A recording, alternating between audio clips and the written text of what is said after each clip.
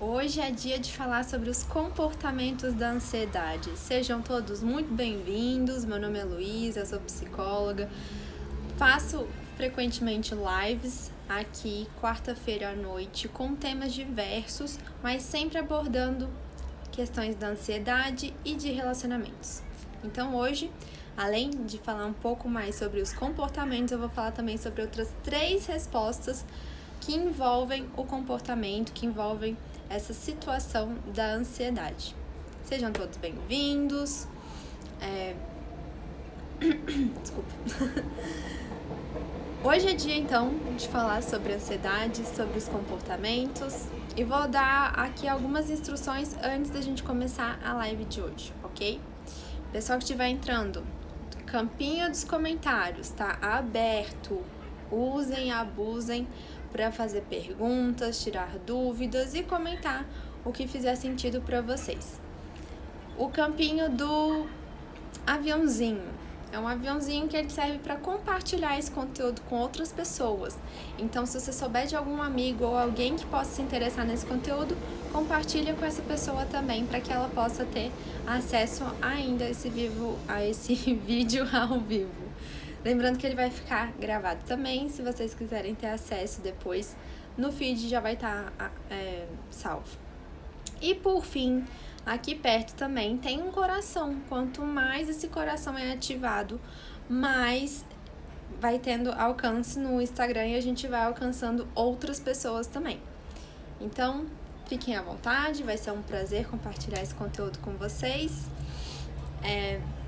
Eu já venho falando aqui um pouco mais sobre a ansiedade, é um tema que eu gosto muito de falar, gosto muito de compartilhar o que eu sei e que muito tem a ver também com a minha prática, com o que eu venho vendo no consultório já há algum tempo da minha atuação. E hoje, então, o objetivo é falar um pouco sobre algumas reações, algumas respostas que são naturais da ansiedade e enfatizar um pouco mais nos comportamentos, que é o tema. Mas começando já, introduzindo o nosso tema de hoje, por que eu falei de outras reações que não só o comportamento? O comportamento é uma reação, no caso, é um campo de reação da ansiedade. A ansiedade tem outros 3 campos, justamente para mostrar quão complexo é. Não dá apenas pra gente falar assim, tenho ansiedade, pronto, acabou. Não, tem várias questões que abordam isso. Então, a gente tem que considerar que a gente está falando de respostas cognitivas, respostas fisiológicas, respostas emocionais e respostas comportamentais. Então, hoje eu vou enfatizar os comportamentos, mas vou passar um pouco sobre as outras também, para ter uma noção maior de que tudo isso é o que a gente chama hoje de ansiedade. Pessoal que está chegando, sejam todos muito bem-vindos, é um prazer estar aqui com vocês. Só reforçando aqui, o campinho dos comentários está aberto e disponível para quem tiver dúvidas, questionamentos, perguntas e também para comentários sobre o andamento, tá bom? Então, olha só, por que eu tô enfatizando a complexidade? Porque hoje em dia, a gente tem algumas banalizações, generalizações. Então, as pessoas, às vezes, quando tá um pouco mais triste, mais introspectiva, tá com depressão. A pessoa, às vezes, quando tá com dificuldade para dormir ou se mostra mais agitada, tá com ansiedade. Sendo que, na verdade, envolvem outras questões muito maiores do que só esse resumido, assim, do que só essas questões que a gente observa de forma mais rápida, sabe? Que a gente não vai ver a fundo o que é. Até pra gente dizer que é um caso de ansiedade, a gente precisa analisar esses 4 campos, de resposta. Começando pelo campo fisiológico. O campo fisiológico é tudo que transparece no nosso corpo. Como que o nosso corpo reage a essa emoção que é a ansiedade. Então, os sentimentos, na verdade, as reações mais claras, que são o batimento cardíaco mais acelerado, o pensamento às vezes fica um pouco mais acelerado, mas está no campo da cognição. Eu acabei trazendo já agora. Mas sim, o coração já mais acelerado, tremores nas nossas mãos e nos nossos pés, que costumam ser as extremidades, às vezes uma sudorese, também, além do tremor. Uma sensação de falta de ar, junto com essa falta de ar, assim como eu já vou associar, tá? Como eu falei do campo cognitivo, que é o pensamento muito acelerado, na falta de ar tem também uma sensação de morte ou de que algo muito prejudicial está para acontecer. Tudo isso entra no campo da cognição, que se relaciona muito com o físico, percebe? Então a gente já começa a entender como é complexo essa questão e que a gente precisa sim avaliar com cuidado. Além disso, é muito comum ter uma tensão muscular, tudo isso porque o nosso corpo está se preparando para alguma coisa que vai acontecer. Nos casos de ansiedade, a gente entende que a ansiedade acontece porque a gente está vivendo um contexto, uma situação em que a gente se sente ameaçado de alguma forma. Então, é alguma coisa nova que está para acontecer ou é algo que já aconteceu outras vezes, mas não foi muito confortável, não foi muito interessante, então me provoca essa sensação de ameaça. Sentindo ameaçado, eu preciso pensar em formas, em alternativas de como lidar com isso. E o nosso corpo tende a achar que a gente precisa lutar, é uma das nossas reações. Então, por isso, todo o nosso corpo, né, a gente vai mostrando que o nosso corpo precisa estar de acordo com essa emoção. Então a gente se prepara, o batimento cardíaco acelera para bombear mais sangue. O suor é como uma forma de conseguir segurar mais as coisas, sabe? Conseguir ter mais contato.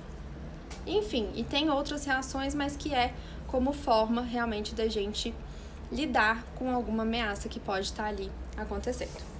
O outro campo que eu queria pontuar aqui, o campo da cognição, que eu até já comecei falando um pouquinho. Cognição são os nossos pensamentos, é o que passa pela nossa cabeça. Então, passa a ter, que nem eu já falei, o pensamento muito acelerado.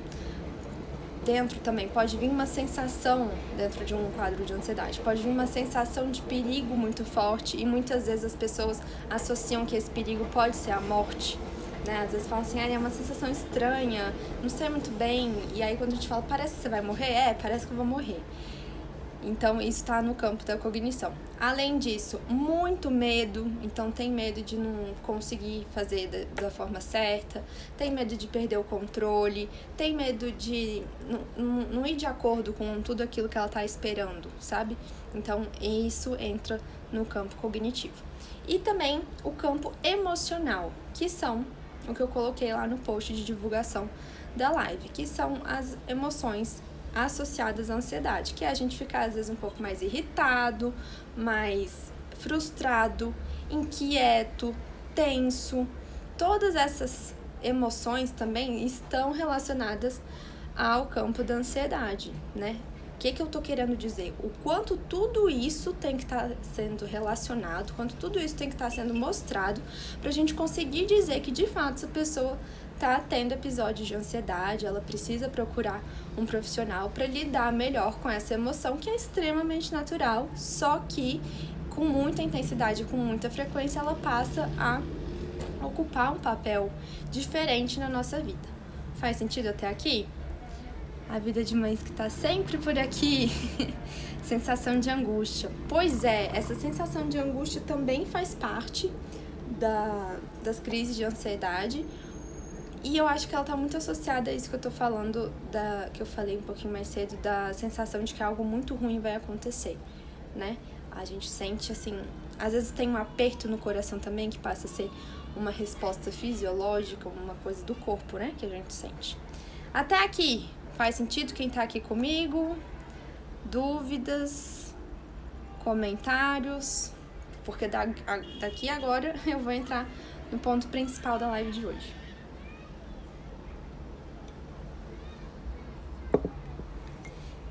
E o que eu quis trazer hoje, então, aqui, são alguns comportamentos, né? Já falei que a ansiedade, ela é um complexo de 4 reações fisiológicas, cognitivas, emocionais e comportamentais, e que a gente precisa avaliar tudo isso até conseguir dizer se existe realmente um quadro de ansiedade ou não.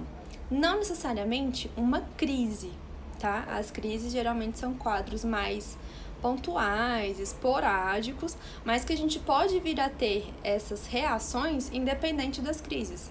que nem eu já falei, essas reações fazem parte do comportamento, na verdade, da emoção que é a ansiedade. Então, eu posso vir a sentir posso vir a sentir meu coração batendo mais forte diante de alguma coisa que eu acho que é um perigo para mim, tipo uma apresentação de conclusão de curso que eu nunca fiz. Então, posso ouvir durante a faculdade que aquilo é horrível, que é muito difícil. Nossa, toma cuidado, se prepara antes. Então, eu já vou ouvindo várias coisas que eu vejo que é uma ameaça, porque eu nunca passei por aquilo, e começo, então, a ter que me preparar. E quando vai chegando perto, eu posso vir a ter essas reações físicas, cognitivas, emocionais. Vai chegando perto, eu vou ficando mais irritado, vou ficando mais tenso. Vai chegando mais perto do dia, eu às vezes posso ficar cada vez mais com medo, com dificuldade para dormir, com dificuldade de me concentrar, porque são reações naturais. Faz sentido? E no campo dos comportamentos, o que eu vou sinalizar aqui hoje? Que, primeiro, a gente está falando de situações que muitas vezes envolvem medo, né? Quando a gente se sente ameaçado, a gente tende a sentir medo. E para falar de medo, a gente tem 3 estratégias muito comuns de lidar com o medo.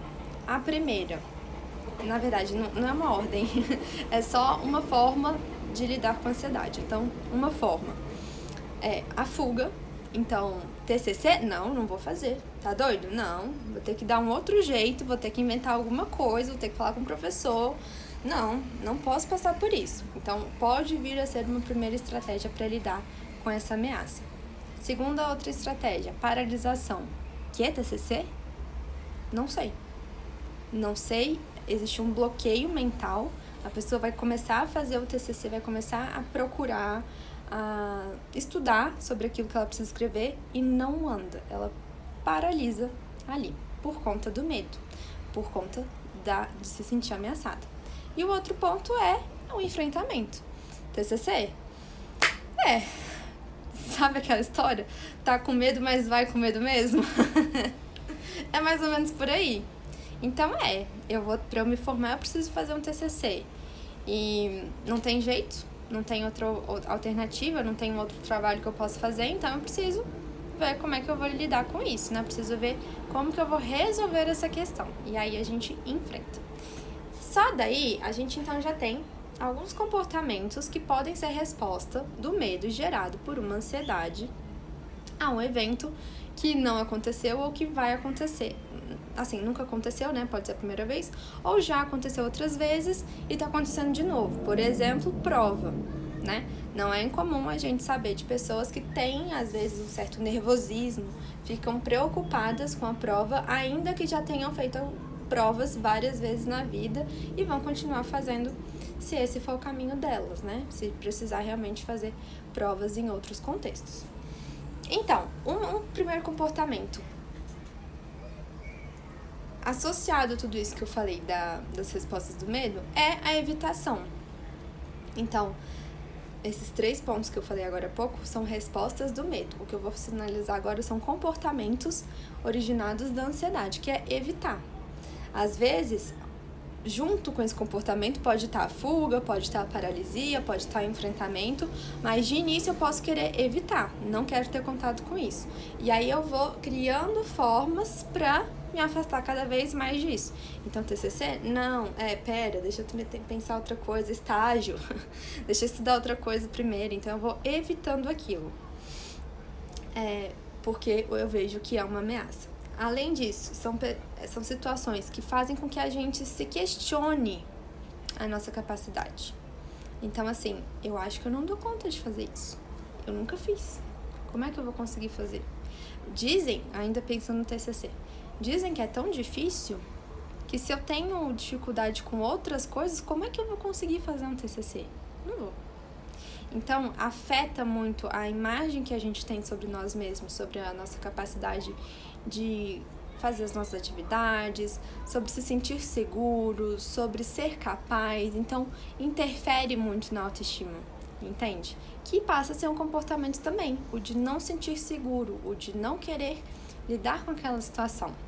Junto com uma inquietação, eu estou só conferindo aqui para não esquecer de nenhum. junto com uma inquietação, né? Vai chegando mais perto, eu vou ficando mais nervoso, mais angustiado. Não é incomum pessoas terem comportamentos de desconto, ou seja, descontar na comida, descontar em alguma outra situação aquela emoção dela. Porque às vezes ela tá muito inquieta, tá muito agitada. Mas isso vale ressaltar que depende muito de pessoa para pessoa. Não dá para dizer que todas as pessoas com ansiedade vão descontar a sua emoção em alguma outra situação, em algum outro objeto, tipo a comida. Isso não é verdade. Mas isso é muito comum. Na comida, ou na atividade física, ou na bebida alcoólica, enfim, dos mais diversos. E o que vai dizer se isso vai acontecer ou não? A história daquela pessoa, porque ela pode aprender que isso faz parte de lidar com a ansiedade. Não é incomum a gente ouvir relatos do tipo: nossa, tô muito nervosa, vou ali comer um chocolate. Ou seja, o chocolate é o que vai me acalmar. Sendo que, não que isso esteja errado, não que isso seja um problema, mas se for desconto, né, eu faço isso por conta dessa emoção, pode vir a ter alguma questão que pode sim atrapalhar na alimentação dessa pessoa, no ganho de peso, e aí de novo, na autoestima, porque eu não sou capaz de controlar minhas emoções, eu não sei o que eu vou fazer da minha vida, eu sou incapaz, e aí envolve várias outras questões. Faz sentido? Deixa eu olhar um comentário aqui da vida de mãe. E quando a gente repete 1000 vezes que dá para tirar o TCC de letra para ver se a gente acredita, mas por dentro ele tá pensando 1000 vezes o contrário. Então, é a gente querendo mostrar que é possível, só que na nossa cabeça, o nosso cérebro tá falando assim: não é possível, porque você nunca fez, você nunca passou por isso, você não sabe como é, então não tem como ser possível. O nosso cérebro tem também um pensamento ainda um pouco primitivo que a gente veio herdando das outras gerações, que diz assim: se tá acomodado aqui, se tá tudo certo, pra que vai mudar? E só vou situar isso porque explica um pouco do porquê que a gente tem às vezes dificuldade de lidar com mudanças. Da mesma forma com o TCC, é assim, uma certa inconformidade de entender que aquilo é possível. O que a gente pode fazer? Porque passa a ser um pouco de um embate pessoal, interno. Eu tô morrendo de medo, mas eu sei que é possível. Até porque eu posso começar a pensar que outras pessoas já passaram por isso, que elas realmente conseguiram, que é difícil, mas é possível. Tem pessoas que tiram notas altíssimas, tem pessoas que o TCC passa a ser o motivo pelo qual elas trabalham, porque elas levam aquele trabalho pro resto da vida profissional e aquele passa a ser um pontapé. Então você começa a ver que aquilo tudo é possível, só que você volta pra você falando assim: não, é possível para outras pessoas, pra você não. O que é que tem por trás dessa mentalidade? Muita resistência, muito medo, muita insegurança, porque passa a ter um pensamento do tipo: é possível com as outras pessoas, mas não comigo. E aí é trabalhar, de repente, se for preciso, um apoio de uma psicóloga, né, da psicoterapia, para te mostrar e ir criando habilidades para você perceber com você mesma que é possível. Porque uma coisa é: não, eu consigo, eu vou tirar de letra. Outra coisa é: eu já me preparei, eu fiz consultoria de oratória, eu já estava pesquisando sobre esse assunto antes, eu tenho habilidade para escrita, ou eu tô melhorando a minha escrita com uma pessoa, tô melhorando a minha escrita conforme eu estou lendo mais, porque isso ajuda bastante. Então, é você ir mostrando para você mesmo que você tem, de fato, mérito, assim, de que você realmente está conseguindo ter capacidade para fazer aquilo que é tão absurdo. É diferente do só se consolar pelas suas palavras, sabe? É mais você se consolar pelas suas ações também, porque aí passa a ser real. Sem contar que, sempre que possível, passa a ser uma boa estratégia para lidar com a ansiedade o treino, né? Seja com um TCC, seja com alguma outra situação que possa simular aquilo que vai acontecer. Então, por exemplo, acontece muito isso em prova também, né? O tal dos simulados, que acontecem aí com os adolescentes, e não só, com quem tá fazendo concurso também. Tem um dia que eles vão simular o dia da prova, então vão acordar mais cedo, vão fazer uma alimentação mais adequada para aguentar o tempo de prova, da mesma forma como a gente pode falar provas profissionais esportivas, sabe? De atletas, competidores, da mesma forma. E outras situações, é porque agora eu só tô pensando em prova, em apresentação, mas podem ter outras situações em que possa ser possível simular. Por que a simulação é uma boa alternativa para lidar com a ansiedade? Porque é quando a gente vai mostrar para o nosso cérebro e a gente vai, de fato, simular, né? Que aquilo é possível. Então a gente vai mostrar que, nossa, eu vou ficar ansiosa, meu coração vai acelerar, pode ser que eu gagueje um pouco, pode ser que eu fique sem saliva, pode ser que tudo isso aconteça. Só que aí eu mostrei pra mim mesmo que, olha, tô vivo, tá tudo bem. Era uma ameaça, mas tudo certo, sabe? É você conversar com você mesmo pra te mostrar que aquela ameaça não é tão horripilante assim. Ela era, mas agora que eu simulei, ela não é mais. Ah, Luísa, mas não dá, não é a mesma coisa. Não, talvez não seja de fato a mesma coisa. Mas até pra sua cognição e pra sua segurança, isso já pode ajudar. Porque daí você treina a sua fala, você vê o tempo, você vê... Se você puder gravar, é ainda melhor, porque daí você consegue ver e ouvir o que você tá falando. E não num sentido de buscar um perfeccionismo, que é muito comum no perfil de ansiedade, mas numa forma de você perceber que, olha, deu certo. Olha, não é tão impossível assim, entende? E aí é quando a gente vai lidando um pouco com essa questão mesmo de como lidar com essa ansiedade. Faz sentido, gente? Respondido?